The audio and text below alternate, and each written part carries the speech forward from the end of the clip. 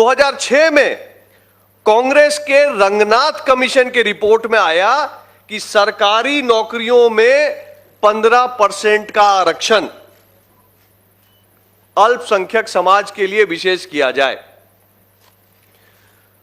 तो मैं पूछना चाह रहा हूं कि क्या कांग्रेस और इंडिया अलायंस ये कह रही है अपने मैनिफेस्टो के द्वारा कि एक ओबीसी समाज के आरक्षण में काट करके अल्पसंख्यक समाज के लिए अलग से आरक्षण का कोटा बनाएगी?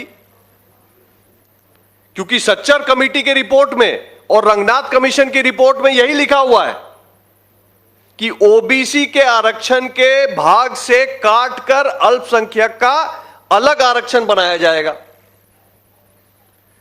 एससी समाज, उनको भी मैं चेताना चाहता हूं, जो अपने शेड्यूल कास्ट का समाज है उनको चेताना चाहता हूं।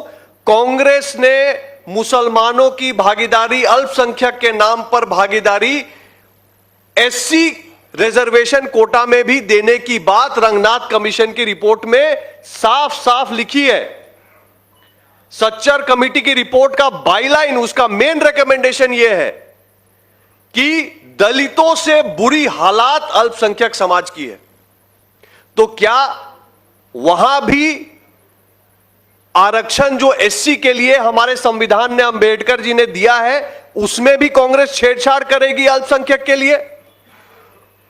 और ये धर्म और संपत्ति का जो सर्वे कराने की बात राहुल गांधी जी कह रहे हैं कि संपत्ति का सर्वे कराएंगे, तो क्या संपत्ति का सर्वे करा के इसको भी जनसंख्या के आधार पर पुनर्बांटने की बात होगी?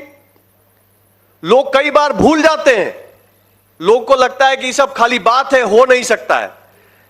मित्रों, मैं आपके माध्यम से देश को, बिहार की जनता को याद दिलाना चाहता हूं, कंपल्सरी डिपॉजिट स्कीम एक्ट इस देश में 2 बार 1963 में और 1974 74 में 2 बार कांग्रेस ऐसा एक्ट लेके आई है जिसमें जबरदस्ती सरकारी कर्मचारियों और मेहनत से कमाए हुए पैसे को सरकारी खजाने में डिपॉजिट कराने का एक्ट आया है। इस देश में 18% संपत्ति का और धन का सरकार ने जमा करवाया था, 63 में भी और 74 में भी। तो क्या उसी तर्ज पे, उसी तरह की कोई योजना ये पुनः बना रहे हैं?